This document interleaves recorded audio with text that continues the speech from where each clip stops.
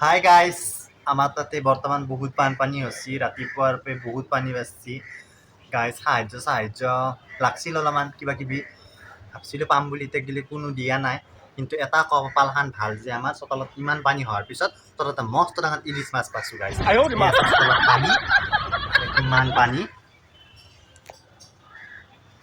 দিছোঁ, পানী ইয়া পানী, ঘৰৰ মুখত গিলি পানী, এইলা গোটেই পানী, সাত হয় পানী। এই চোতালতে এটা বিৰাট ডাঙৰ ইলিচ মাছ পাইছোঁ। এতিয়া সেই ইলিচ মাছটো আমি এনেকৈ ঘৰতে বঢ়িয়াকৈ ভাফা ইলিচ বনাব। ইলিচ মাছটো ইয়া ভাজি আছোঁ। আৰু এইফালে ঘিউ বনাইছোঁ দেচোন। এয়া বাৰু এই পানীত পাবা গাখীৰৰ নহয়, গৰুৰ গাখীৰৰ ঘৰতে ৰাখা। তাৰমানে মাছটো গাখীৰ পানীত পাইছোঁ না, এতিয়া গাখীৰখিনিতো আৰু পানীত পাবা নোৱাৰোঁ।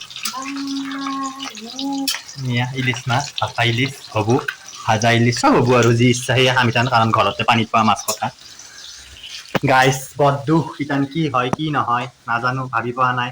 পানী বাঢ়বই না কমবই নাজানো, আৰু কি হয় ইতান। ইফালেও বহুত পানী হৈছে চাও গাইজ। পানী ইফাল দিয়ে মেইনলি আমাৰ ঘৰত সোমব, আৰু ৰাতিপুৱা ইফাল দি সোমচি আমি ঘৰত সোমচি আৰু আহিছে। ইয়া ৰাম, আহি গেল গাইজ লাহে লাহে এনেকে পানী। এইয়া পিছফাল দি এনেকে আহিছে, পিছফাল দি আহি এইবিলাক কেঁচে চেচে এইগিলা বেছি হলি গোটাই গধূলাক গেলি পিয়াজ চিয়াজ দি চাওমিনত দৰে খাই থম ৰ।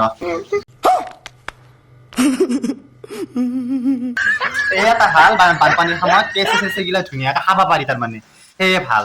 মাছ চাছ বেছি নৰ্মেল সময়ত খাই থাকো, কেঁচে পোৱা নাযায়। এতিয়া মানে কেঁচে চেচে পালি গধূলা সময়ত মানে চলি পলিত লাগিও টেনচন নাই, আৰু মানে চাওমিন টাওমিন নহ'লেও কেঁচেটো মানে পিঁয়াজ বেছিকে দি, জ্বালা বেছিকে দি, অলপমান টমেটো চচ টচ দি পেলাই ধুনীয়াকৈ খাই ল'ব পাৰি। সেইটো মই বহুত ভাল পাওঁ গাইজ।